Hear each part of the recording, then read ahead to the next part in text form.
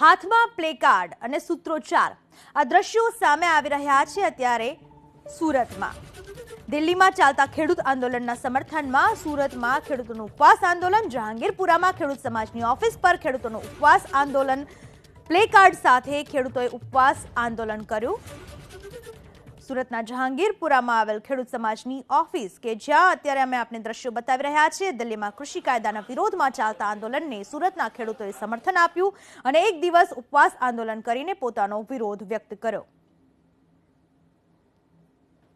ખેડૂત સમાજ દ્વારા ઉપવાસ આંદોલનની શરૂઆત કરી દેવામાં આવી છે। દ્રશ્યો તમે જોઈ શકો છો, જહાંગીરપુરા ખાતે ખેડૂત સમાજની ઓફિસ આવી છે અને એમના પરિસરની અંદર તેઓ આ રીતે બેસી ચૂક્યા છે। ખેડૂત સંઘર્ષ સમિતિ આ પ્રમાણે જે બેનરો છે, પોસ્ટરો છે એ લઈને બેઠા છે। ત્યારે કંપની સરકારના કાળા કાયદા ખેડૂતો અને નાગરિકો ગુલામ બનશે એ પ્રમાણેની પત્રિકાઓ બનાવવામાં આવી છે અને આ પત્રિકાઓ તેઓ અલગ અલગ જે વિસ્તાર છે એમાં વહેંચણી કરશે। આજે પ્રતિક ઉપવાસ આંદોલન શરૂ કરી દેવામાં આવ્યો છે, ત્યારે તેને લઈને જોઈ શકાય છે આ પ્રમાણે ખેડૂતો અત્યારે આવી ચૂક્યા છે અને તેઓ ઉપવાસ આંદોલનની શરૂઆત તેમણે કરી દીધી છે। બીજી તરફ ચુસ્ત પોલીસ બંદોબસ્ત પણ ગોઠવવામાં આવ્યો છે અને આ પ્રમાણે પોલીસ બંદોબસ્ત ગોઠવતાની સાથે જ અટકાયતનો દોર શરૂ થાય તેવી સંભાવનાઓ પણ જોવા મળી રહી છે।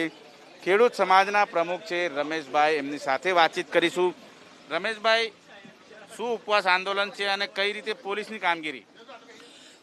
અત્યારે સરકાર દ્વારા જે 3 કૃષિ વિરોધી કાયદા પસાર કરવામાં આવે છે એને વિરોધમાં બધા સંગઠનો ભેગા મળી દિલ્હીની બોર્ડર પર ધરણાનો કાર્યક્રમ રાખવામાં છે, આંદોલનો ચાલી રહ્યા છે। ત્યારે આ આંદોલનમાં લગભગ 29 જેટલા ખેડૂતો શહીદ થયા છે। એના માનમાં એક દિવસનો પ્રત્યેક ઉપવાસનું પ્લાનિંગ કરવામાં આવ્યું છે। એના સન્માન માટે અમે ઉપવાસ કરીએ છીએ।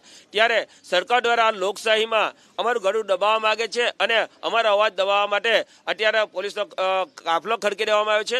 અમે અમારી ઓફિસમાં એક દિવસનો પ્રત્યેક ઉપવાસ કરીએ છીએ, તેમાં સરકાર શા માટે આ પોલીસ ખડકી એ અમને સમજ નથી પડતી અને કાયમ માટે અમારે જે આંદોલનને કચરી નાખવા માટે આ પોલીસનો ઉપયોગ કરે છે એ ખરેખર ખોટું છે। ગુજરાત ખેડૂત સમાજના પ્રમુખ પણ ઉપસ્થિત છે। જયેશભાઈ, ક્યાં સુધી આ રીતે લડત?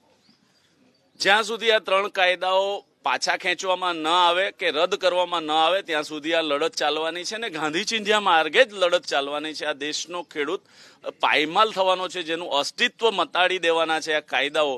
એ અંગે જ્યાં અસ્તિત્વ મટાડી દેતા કાયદાને કોઈ પણ દિવસ સ્વીકારી ન શકાય। આ દેશમાં જેટલા દિવસ આંદોલન ચાલશે ત્યાં સુધી ચાલશે કે જ્યાં સુધી આ કાયદાઓ રદ ન થાય। પોલીસ બંદોબસ્ત ગોઠવાઈ ગયો। આ દેશ લોકશાહીની દુહાઈ દેનારા લોકો આજે લોકતાંત્રિક પ્રણાલીનું ગળું દબાવે છે।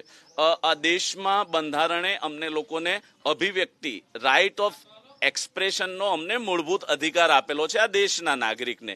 એને અનુરૂપ અમે શાંતિપ્રિય રીતે લોકતાંત્રિક પ્રણાલીને અનુરૂપ અમે કાર્યક્રમો આપીએ છીએ। કોઈ પણ જાતના અહિંસક કાર્યક્રમો નથી, શાંતિપ્રિય રીતે આપીએ છીએ।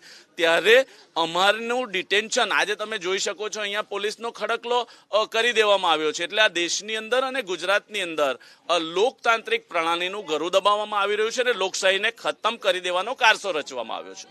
શકાય છે ચીમકી ઉચ્ચારવામાં આવી છે, જ્યાં સુધી ખેડૂતોનું આંદોલન રહેશે ત્યાં સુધી સુરતના ખેડૂતો પણ તેમની વારે છે, તેમના સમર્થનમાં છે। કેમેરામેન રાકેશ પાનવાલા સાથે ધનરાજ બાગલે, એબીપી અસ્મિતા, સુરત।